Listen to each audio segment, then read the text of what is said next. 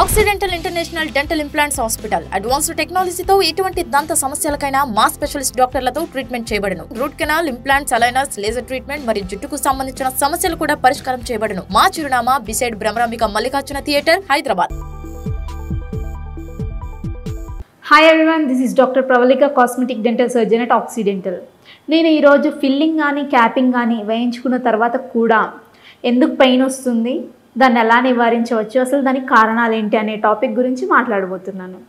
మనలో చాలామంది ఫిల్లింగ్ కానీ క్యాపింగ్ కానీ వేయించుకున్న వాళ్ళు అనవసరంగా ఈ ట్రీట్మెంట్ తీసుకున్నానే, ఇదివరకు చాలా బాగానే ఉండింది, ఇప్పుడు ఇంకా కొంచెం ఎక్కువైపోయింది అని ఫీల్ అవుతుంటారు. అసలు ఎందుకు ఈ పెయిన్ కానీ డిస్కంఫర్ట్ కానీ ఈ ఫిల్లింగ్ క్యాపింగ్ చేయించుకున్న తర్వాతకి ఎందుకు వస్తుంది అంటే, దాంట్లో మనకి 2 టైప్స్ ఆఫ్ పెయిన్స్ ఉంటాయి అన్నమాట. ఒకటి ఇమీడియట్గా వచ్చేది, ఇంకొకటి కొద్ది రోజుల తర్వాతకి డిలైడ్గా వచ్చే పెయిన్ ఉంటుంది. యాక్చువల్గా ఇమీడియట్ పెయిన్ రావడానికి కొన్ని రీజన్స్ ఉంటాయి. అందులో మొట్టమొదటిది ఏంటంటే, ఫస్ట్ ఎప్పుడైతే మనకి ఏదైతే పుచ్చు అనేది చాలా డీప్గా ఉందనుకోండి, దాని పుచ్చు అంతా తీసేసి నీట్గా మనకి ఫిల్లింగ్ చేసి పంపిస్తారు. ఏంటంటే ఫిల్లింగ్ చేసి పంపించినప్పుడు మనకి ఒక 3 డేస్ అటువైపు కొరకొద్దని చెప్తారు. ఎందుకు అంటే అటువైపు ఏమన్నా ఎక్కువ ఫోర్సెస్ పడి వెంటనే ఫిల్లింగ్ చేసేసిన తర్వాతకి అలానే ఉంటుంది, కొంచెం డిస్కంఫర్ట్ ఏమన్నా ఫీల్ అవుతారు అని చెప్పేసి అటు సైడ్ కొరకొద్దు అని చెప్తుంటారు. కానీ కొందరు అన్నోయింగ్లీ కొరికేస్తుంటారు, లేదా కొందరు ఏమనుకుంటారంటే ఆ ఫిల్లింగ్ చేయించుకున్నాను కదా, చాలా స్ట్రాంగ్ ఉంటుంది కదా, కొరికేసేయచ్చు, తినేయచ్చు అని చెప్పేసి కొరికేస్తుంటారు. ఇలా కాకుండా ఫస్ట్ 3 డేస్ మనకి రొటీన్ని డిస్టర్బ్ చేయకుండా ఏదైతే మైల్డ్ డిస్కంఫర్ట్ కానీ మైల్డ్ పెయిన్ కానీ అలాంటివి ఏమైనా ఉన్నప్పుడు మనం నార్మల్గా అటు సైడ్ 3 డేస్ వరకు కొరకుండా ఉండాలి. కొరకుండా ఉండడం వల్ల మనకి ఈ 2-3 డేస్ వరకు డిస్కంఫర్ట్ ఉండొచ్చు, తర్వాతకి మైల్డ్గా దానంతట అదే తగ్గిపోతుంది. అది కాకుండా అలానే కొన్ని రీజన్స్ ఉన్నాయి. ఏంటి అంటే, ఫిల్లింగ్ అనేది కొంచెం ఎత్తుగా ఉండడం, ఏంటంటే దాన్ని హై పాయింట్ అంటారు. ఫిల్లింగ్ అనేది కొంచెం మైల్డ్గా ఎత్తుగా ఉందనుకోండి, దాన్ని మనం గ్రాడ్యువల్గా గ్రైండ్ చేస్తుండడం వల్ల తగ్గిపోతుంది. అది కాకుండా చాలా హైగా ఉండిందనుకోండి ఆ హై పాయింట్, దాన్ని మీరు ఒకసారి డెంటిస్ట్ దగ్గరికి వెళ్ళేసి కలిస్తే వాళ్ళు దాన్ని ఏదైతే హై పాయింట్ ఉందో ఎంతవరకు తగ్గించాలో అంతవరకు తగ్గించేసి పంపించేస్తారు. మీకు గ్రాడ్యువల్గా 2-3 డేస్ తర్వాతకి అదే తగ్గిపోవడం అనేది జరుగుతుంది. కొందరికి ఏంటంటే ఫిల్లింగ్ ఇన్ని రోజులు ఖాళీగా ఉంటుంది, పుచ్చు వచ్చేసి అక్కడ ఖాళీగా ఉంటుంది కదా, ఆ ప్లేస్లో మనం ఫిల్లింగ్ పెట్టేసరికి కొంచెం హెవీగా ఫీల్ అవుతుంటారు. అంటే ఖాళీగా ఉన్న ప్లేస్లో ఏదైనా పెడితే కొంచెం హెవీ ఫీలింగ్ వస్తుంది కదా, అలానే హెవీగా ఫీల్ అవుతుంటారు. దానివల్ల కూడా మనకి డిస్కంఫర్ట్ అనేది వస్తుంటుంది. అలానే కొందరికి ఏంటంటే 2 పళ్ళ మధ్యలో ఏదైతే పుచ్చు అనేది ఉంటుందో దాన్ని తీసేసినప్పుడు 2 పళ్ళ మధ్యలో మనకి ఈ ఫిల్లింగ్ అనేది వేయడం జరుగుతుంది. ఆ ఫిల్లింగ్ వేసినప్పుడు ఏమవుతుందంటే ఒక 3 డేస్ వరకు ఒక డిస్కంఫర్ట్ వస్తుంది, పళ్ళలో ఏదో ఇరుక్కుంది అనే ఫీలింగ్ ఉంటుంది. ఆ ఫీలింగ్ అనేది మీకు ఇంతవరకు ఫిల్లింగ్ అనేది లేదు కాబట్టి ఏదో పెట్టిన ఫీలింగ్ ఉండడం వల్ల కొంచెం డిస్కంఫర్ట్ ఫీల్ అవ్వచ్చు. అది తర్వాతకి మనకి ఒక 3-4 డేస్ తర్వాతకి అలవాటు అయిపోతుంది. అది కాకుండా ఏంటంటే ఈ ఫిల్లింగ్ వేసిన తర్వాతకి కూడా చాలా రోజుల తర్వాతకి, అంటే ఒక 3 మంత్స్ కావచ్చు ఆర్ ఎల్స్ ఇయర్స్ కావచ్చు, తర్వాతకి మనకి పెయిన్ కానీ డిస్కంఫర్ట్ కానీ వస్తుంది.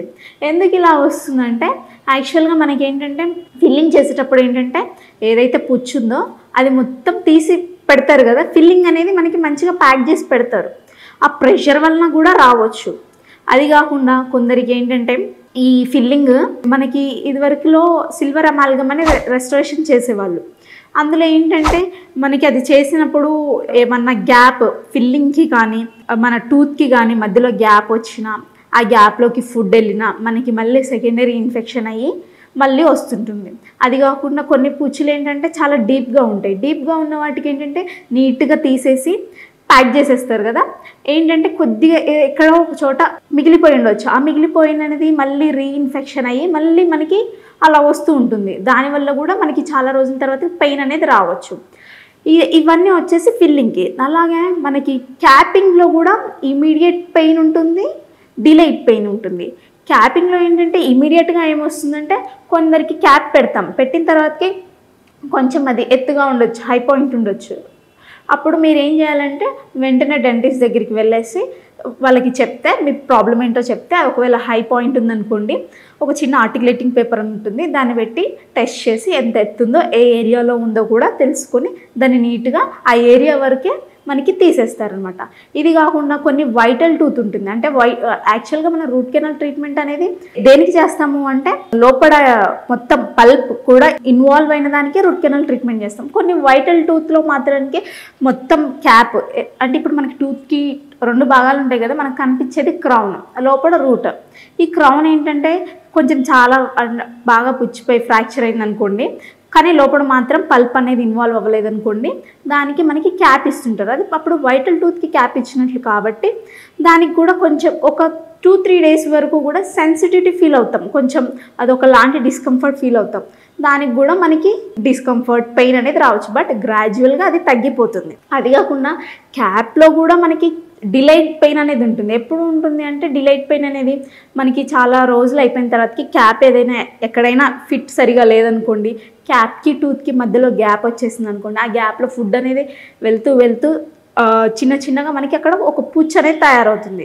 ఆ పుచ్చు ద్వారా మళ్ళీ మీకు పెయిన్ అనేది వస్తుంది. ఒకసారి మీరు డెంటిస్ట్ దగ్గరికి వెళ్తే ఆ క్యాప్ తీసేసి దానికి ఏ ట్రీట్మెంట్ సరిపోతుంది, ఒకవేళ మళ్ళీ ఇంకోసారి రూట్ కెనాల్ చేయాలా, అసలు ఆ టీత్ ఏ కండిషన్లో ఉంది అని తెలుసుకొని దాన్ని బట్టి కూడా మనకి ట్రీట్మెంట్ చేయడం అనేది జరుగుతుంది. Thank you.